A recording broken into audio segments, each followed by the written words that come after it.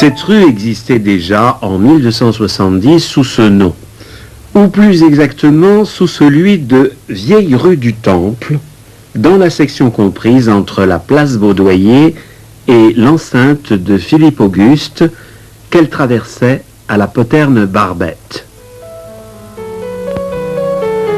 Ce nom était dû au fait qu'elle commençait près de l'endroit où les Templiers avaient eu à Paris leur premier établissement près de Saint-Gervais. Au-delà de la poterne, elle s'appela successivement rue de la Couture du Temple, rue de la Clôture du Temple et rue de l'Égout du Temple. Ces noms étaient dus aux cultures, aux propriétés des Templiers qu'elle traversait et à l'égout qui s'y trouvait.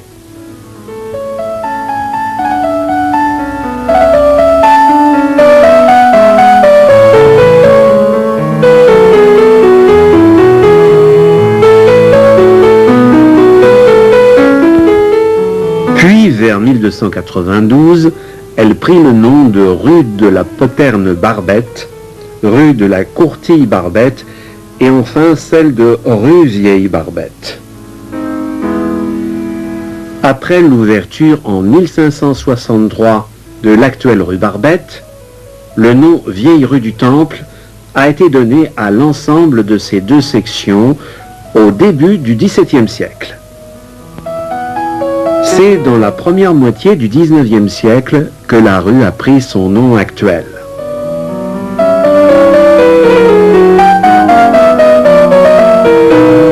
Lors du percement de la rue de Rivoli en 1854, elle a perdu ses premiers numéros. Voici une façade Louis XV en pierre de taille.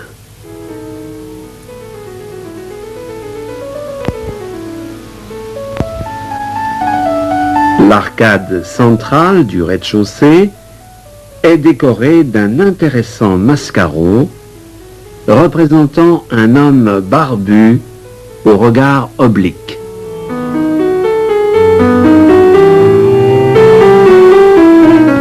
Le numéro 15 est l'hôtel de Schönberg, construit sans doute sous Louis XIII.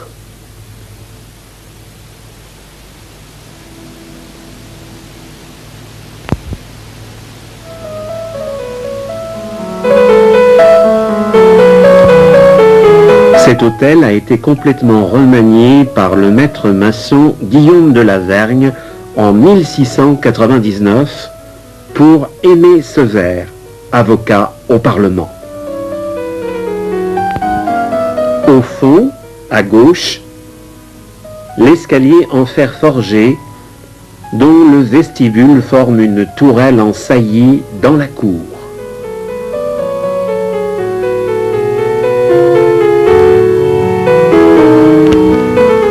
Les fenêtres ont conservé des menuiseries chantournées Louis XV et de très beaux appuis en fer forgé que l'on retrouve aussi à l'entresol de l'aile droite.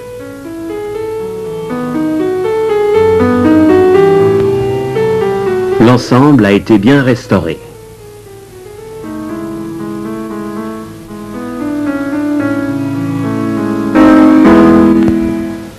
Petit détail anachronique, cette devanture de boucherie chevaline tout en mosaïque des années 30 sur la gauche du bâtiment.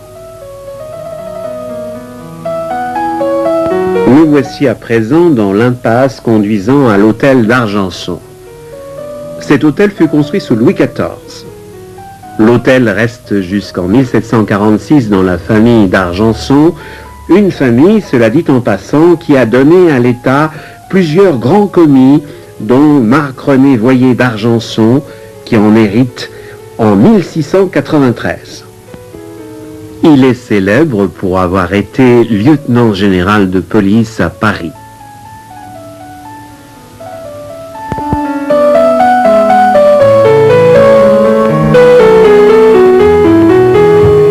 Cette maison du numéro 21 a été construite vers 1771 pour Jean-Thomas Gillette.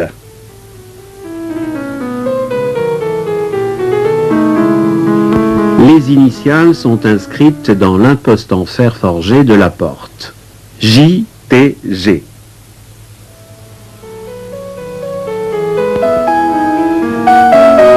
La façade Louis XVI est très sobre.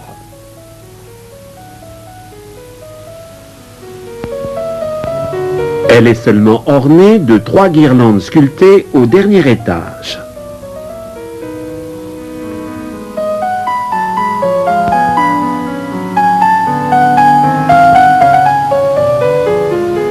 Haute façade en pierre de taille, fin XVIIIe siècle.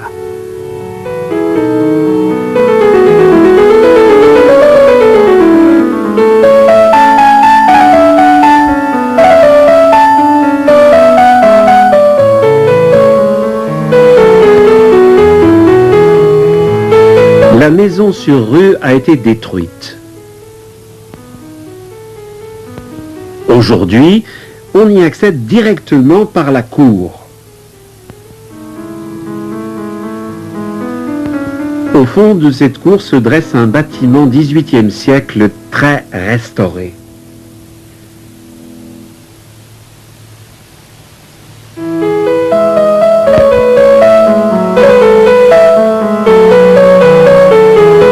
Sur le côté droit, on peut voir un escalier qui mérite qu'on s'y intéresse pour son originalité.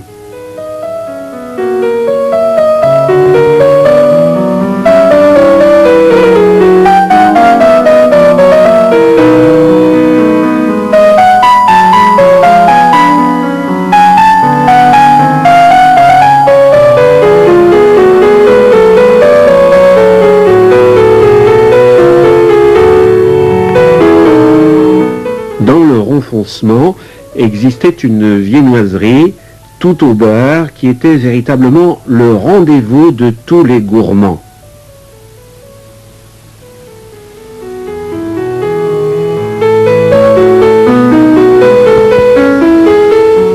Ce commerce existe toujours, mais un peu plus loin.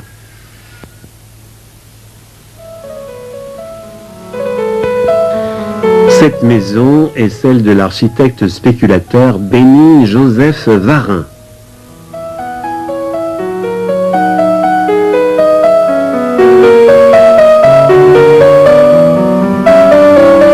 C'est une maison qu'il achète en 1791, puis qu'il fait rebâtir en 1792. Il la revend un an plus tard. Le dessin de la façade, comme on peut l'observer, est assez novateur. Son élévation est lisse.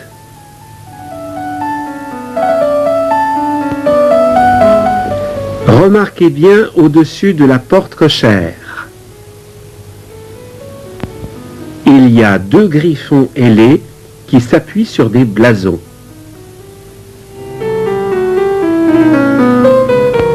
Et sur ces blasons, on peut y lire, est-ce par mégalomanie, les initiales V.D. V comme Varin, D comme Dutroux, son épouse. Il y a ce passage caché dont la voûte est ornée de caissons.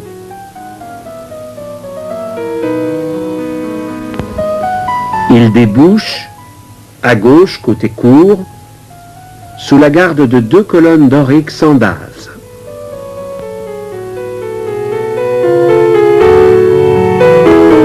Au fond de la cour pavée, le corps de logis principal fut surélevé au XIXe siècle.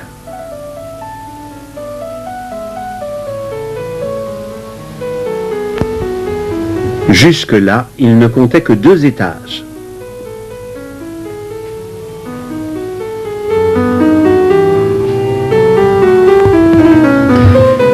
Petits bas-reliefs en plâtre protégés par une verrière parasite ornent les portes principales.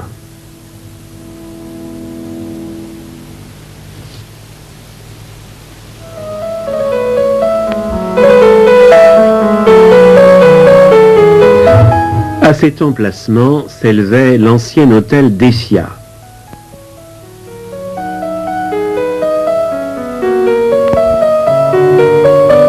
construit sous Louis XIII, en partie par l'architecte Clément Metzeau, cette belle demeure a été vendue en 1654 à Marie de Fourcy, veuve du marquis de Fourcy.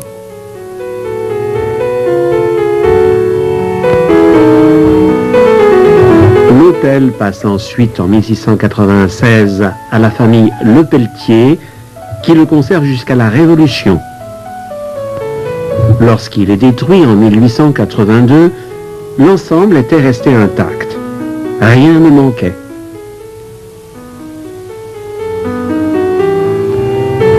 De cet ensemble, seul subsiste un bas-relief conservé depuis cette date au Louvre.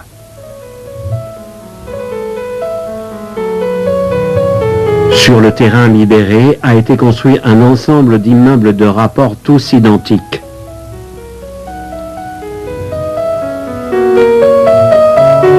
C'est entre les deux hôtels précédents que fut ouverte la triste rue du Trésor, qui fit découvrir 7800 pièces d'or du temps de Jean le Bon et de Charles V.